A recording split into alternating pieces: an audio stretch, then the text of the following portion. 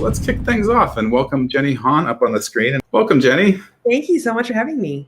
Absolutely. This is going to be a treat for me. What was it like walking on set and seeing what you'd written on the page? Seeing all the people who were there, to know that it started with me writing the story, it was very humbling. Lara Jean's aesthetic is very much a part of her personality. What are some of your favorite things to do for finding plot lines or finding the flow of a story? This comes from Angela. I'll say I like to listen to music.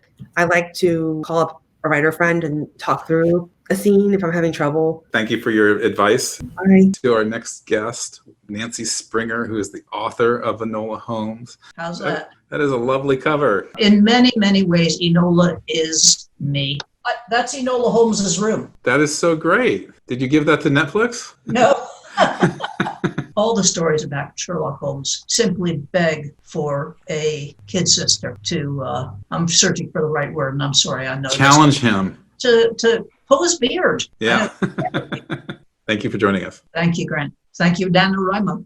Angie Thomas went from being a homeschooled kid in Jackson, Mississippi, to writing soap opera fan fiction. Now she is the author of the acclaimed novels The Hate You Give and On the Come Up. You got it all. Thank you so much for that.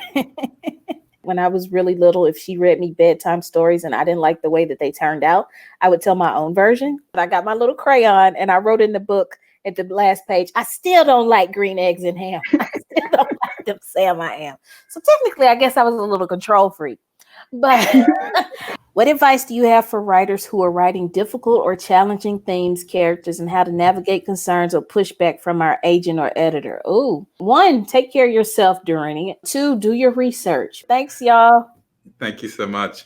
Our next author is Roshani Chokshi. Welcome, Roshani. Yeah, thanks so much for having me. Absolutely. Thank you for joining us. A truly good story really just depends on how it makes you feel. What advice do you have for a teenage young writer, especially how can I get my writing out there? Oh, that's awesome. Well, I think it's wonderful that you're writing. I especially feel like at that age when I was writing as a teenager, I tried to read as widely as possible. Thank you so much for sharing your wisdom with us today. Yeah, thank you guys so much for having me. I love your questions. Yeah, well, we loved your answers. So thank you so much, Roshani. Bye. Bye-bye. We have the finale here with Jack Thorne, the screenwriter of Enola Gaze.